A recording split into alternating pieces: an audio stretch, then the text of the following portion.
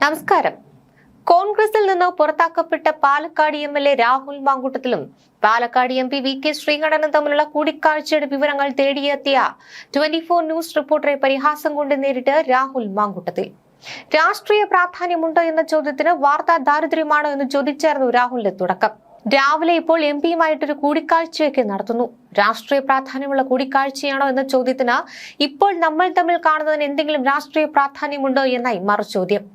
പക്ഷേ അത് അങ്ങനെയല്ലല്ലോ. കോൺഗ്രസിൽ നിന്ന് പുറത്താക്കപ്പെട്ട ആളാണ് താങ്കൾ. പാലക്കാട് എംപിയുമായി പാലക്കാട് എംഎൽഎ കൂടിക്കാഴ്ച നടത്തുന്നു എന്നായി റിപ്പോർട്ടറുടെ ചോദ്യം. പാലക്കാടിന്റെ എംപിയെ കാണുമ്പോൾ പാലക്കാടിന്റെ എംഎൽഎക്ക് സംസാരിക്കാൻ പാടില്ലേ? പുറത്താക്കി എന്ന് പറഞ്ഞാൽ കോൺഗ്രസിന്റെ ഒരു നേതാവിനെ കണ്ടാൽ നമ്മൾ സംസാരിക്കണ്ടേ? ഇപ്പോൾ CPM-ന്റെ നേതാവിനെ കണ്ടാൽ സംസാരിക്കണ്ടേ? BJP-യുടെ ഒരു നേതാവിനെ കണ്ടാൽ സംസാരിക്കണ്ടേ? നമ്മൾ പരിചയക്കാരല്ലേ? നിങ്ങൾ ഇങ്ങനെ ഇത്ര വാർത്താ ദാരിദ്ര്യം കേരളത്തിലുണ്ടോ എന്നായി രാഹുലിന്റെ പ്രതികരണം.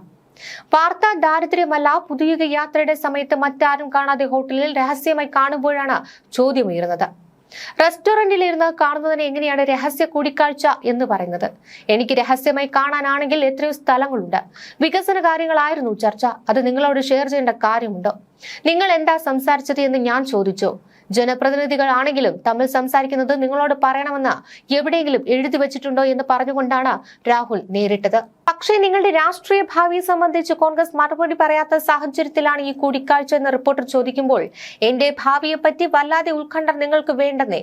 ഞാൻ മത്സരിക്കണോ വേണ്ടയോ എന്ന് കോൺഗ്രസ് എംപിയോട് സംസാരിക്കേണ്ട കാര്യമുണ്ടോ? നിങ്ങളുടെ ഭാവനയ്ക്ക് അതിർവരം വിടുവാൻ ഞാൻ ആളല്ല. ഇതായിരുന്നു രാഹുലിന്റെ മറുപടി. അതിജീവിതയെ വാട്സപ്പിൽ ബന്ധപ്പെട്ട് ജാമ്യ വ്യവസ്ഥ ലംഘിക്കുവാൻ ശ്രമിച്ചു എന്ന ആരോപണം കോടതിയിലുണ്ടല്ലോ. അത് നിങ്ങളുടെ വാർത്തയല്ലേ? നിരന്തരമായി ബന്ധപ്പെടാൻ ശ്രമിച്ചു എന്നൊക്കെ പറയുന്നത് നിങ്ങളുടെ വാർത്തയാണ്. I am not responsible for your newses. ബാക്കി കോടതി പറയട്ടെ എന്നായിരുന്നു രാഹുൽ തുറന്നടിച്ചത്. ഓരോ ചോദ്യത്തിനും മാധ്യമപ്രവർത്തകനെ വ്യക്തിപരമായി പരിഹസിച്ചും വാർത്താ ദാരിദ്ര്യമെന്ന് വിളിച്ചുമാണ് രാഹുൽ നേരിട്ടത്.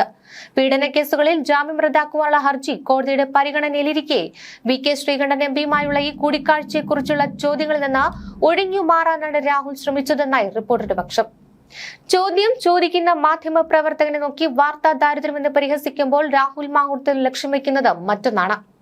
ലൈംഗിക പീഡന കേസുകളിൽ കുടുങ്ങി ജാമ്യത്തിലിറങ്ങിയ ഒരു പ്രതിയുടെ ഭയമല്ല, മറിച്ച് വെല്ലുവിളിക്കുന്ന ഒരു രാഷ്ട്രീയക്കാരന്റെ ശരീരഭാഷയാണ് അദ്ദേഹം പുറത്തെടുക്കുന്നത്. ഇത് ആദ്യമായിട്ടല്ല രാഹുൽ ഇത്തരത്തിൽ പെരുമാറുന്നതും. 3 പീഡന കേസുകളിൽ പ്രതിയായി ജയിൽവാസം അനുഭവിച്ച് പുറത്തിറങ്ങിയപ്പോഴും അദ്ദേഹം മാധ്യമങ്ങളെ നേരിട്ടത് ഇതേ ശൈലിയിൽ തന്നെയാണ്.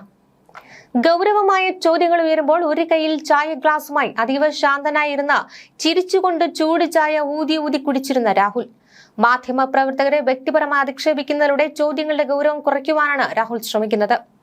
അതിജീവിതയെ വാട്സപ്പ് വഴി ബന്ധപ്പെടുവാൻ ശ്രമിച്ചുവെന്ന ഗുരുതരമായ ആരോപണം റിപ്പോർട്ടർ ഉന്നയിക്കുമ്പോഴും അതൊക്കെ നിങ്ങളുടെ വാർത്തയല്ലേ എന്ന് പറഞ്ഞ് തള്ളിക്കളയുകയാണ് രാഹുൽ ചെയ്യുന്നത്. രാഷ്ട്രീയ എതിരാളികൾ വളഞ്ഞിട്ട് ആക്രമിക്കുമ്പോഴും വേട്ടയാടലുകൾ തുടരുമ്പോഴും തരുമ്പും തളരാതെ മുന്നോട്ടു പോകുന്ന ഒരു പോരാളിയെയാണ് ഇന്ന് അടൂരിലെ ഹോട്ടലിൽ കേരളം കണ്ടത്. പാലക്കാട് എംഎൽഎ രാഹുൽ മാങ്കൂട്ടത്തിൽ തന്റെ രാഷ്ട്രീയ ശൈലിയിൽ ഒട്ടും മാറ്റം വരുത്തിയിട്ടില്ലെന്ന് ഒരിക്കൽ കൂടി തെളിയിച്ചിരിക്കുന്നു.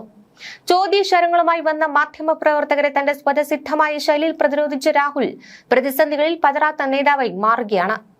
ജയിൽ മോചിതനായി പുറത്തിറങ്ങിയ നിമിഷം മുതൽ രാഹുൽ കാണിക്കുന്ന ആത്മവിശ്വാസം ശ്രദ്ധേയമാണ്.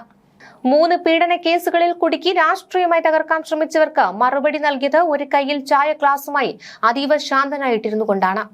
ഒരു പോരാളിയുടെ കരുത്ത് പുഞ്ചിരിയിലാണെന്ന് അദ്ദേഹം അടിവരയിടുന്നു.